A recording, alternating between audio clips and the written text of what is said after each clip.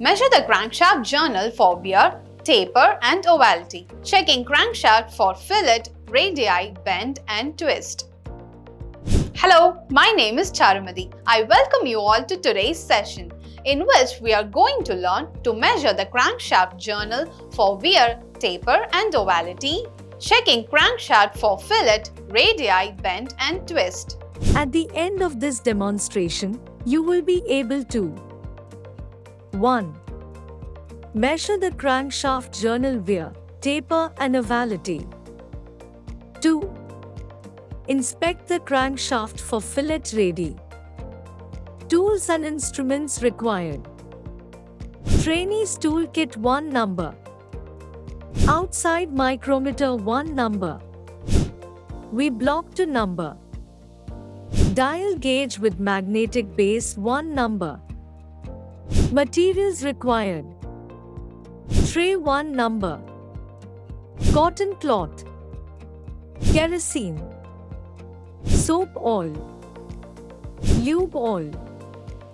An outside micrometer is used to check for crankshaft journal wear. Check both around and along the journals for taper and out of round. Journals wear at the ends or in the middle. Check for roundness at 2 or more different points. They usually wear the most at TDC, top dead center. Measuring the crankshaft journal diameter. Remove the crankshaft from the engine block. Clean the crankshaft assembly with cleaning solvent. Clean the crankshaft with compressed air and banyan cloth. Check the crankshaft visually for cracks, pitting, scratches, ridges and any damages. Place the crankshaft to be measured on the surface plate in support of V-blocks. Check the approximate size of the journal to be measured. Select the correct range of outside micrometer. For example, the approximate size of the crankshaft journal is 42 mm, then select 25 to 50 mm micrometer.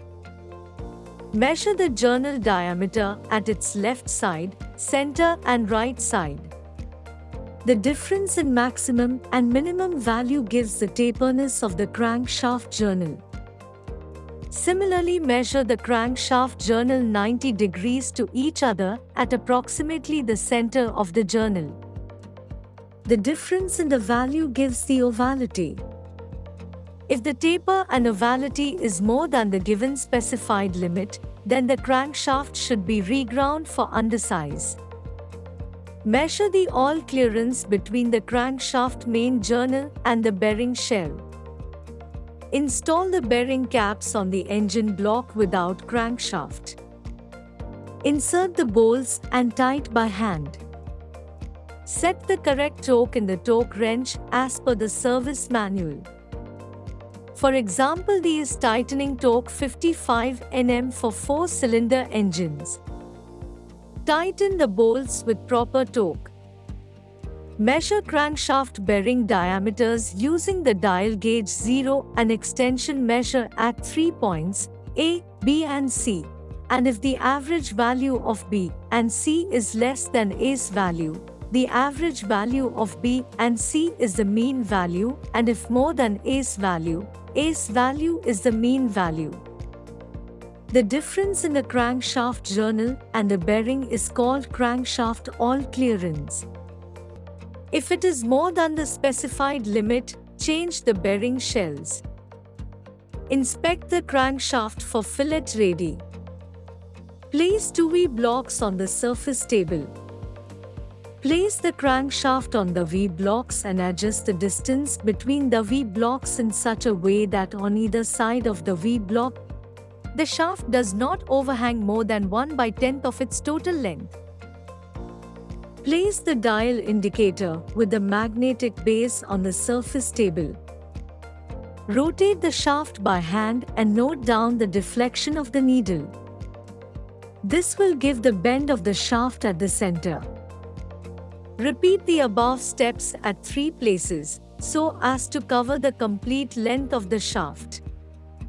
Check fillet radii of the main and connecting rod journals. Note down the maximum bend at all the places. We have come to the end of the session. Thus, we have learned to measure the crankshaft journal wear, taper and ovality and inspect the crankshaft for fillet radii.